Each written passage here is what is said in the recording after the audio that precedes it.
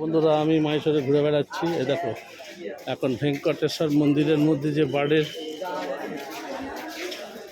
পাখি দেখি, নানান ধরনের পাখি আছে, সেটা আমি তোমাদের দেখাবার চেষ্টা করছি। আমি যাচ্ছি, এই দেখো আমি যাচ্ছি। বাবা, ঘোড়ার গাড়ি, ঘোড়াগুলো কি তাজা তাজা ঘোড়া। ওই দেখো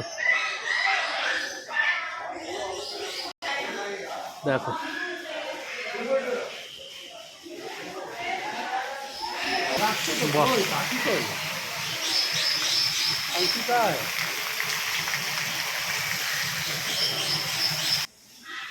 ওরে বাবা, সমস্ত বার্ড।